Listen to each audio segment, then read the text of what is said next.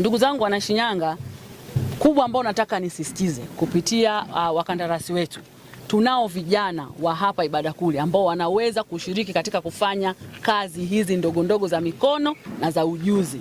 Wakandarasi wetu tunaomba muwape kipaumbele vijana wetu waweze kufanya kazi katika eneo hili.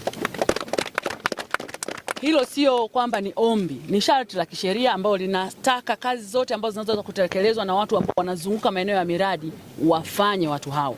Nitafurahi sana na nitajivunia sana mimi kama naibu waziri wa nishati kuona vijana wetu wa mkoa wa Shinyanga wananufaika katika kushiriki ujenzi wa miundombinu hii. Na sio kunufaika tu kifedha. Nyinyi wakandarasi mtaondoka, mtatuachia mradi huu. Tukiuona kama wa kwetu na tumeshiriki kuutekeleza, tutaulinda na kuhakikisha kwamba mradi huu unakuwa salama kwa manufaa ya nchi na nchi zingine jirani na uchumi wa nchi yetu.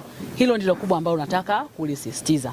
Kubwa ambalo leo nataka nitoe kama ushuhuda hapa nyumbani ni kwamba umeme ambao tayari tunao na tunaozalisha ni mwingi sana, kiasi kwamba tunaweza tukautumia kwa miaka 2-3 ijayo bila kulazimika kutafuta vyanzo vingine vya kuzalisha umeme.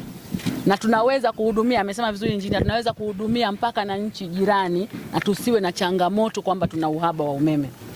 Kubwa ambalo sasa hivi Mheshimiwa Rais kupitia sisi watendaji wake tunamsaidia kuhakikisha tunaweka miundombinu ya kusafirisha umeme huo kutoka kwenye vyanzo na kuuleta kwa wananchi. Na gharama ya ujengaji wa miundombinu hiyo ni kubwa sana, lakini kwa sababu sisi wa Tanzania tunalipa kodi na kwa sababu sisi wa Tanzania tuko tayari kutumikia taifa letu kupitia fedha zetu wenyewe za ndani, tumeona pesa nyingi imeletwa hapa, inaendelea kufanya kazi ya kujenga miundombinu ya kusafirisha umeme huo ili uweze kutuhudumia sisi wana Shinyanga, mikoa ya jirani na hata nchi jirani.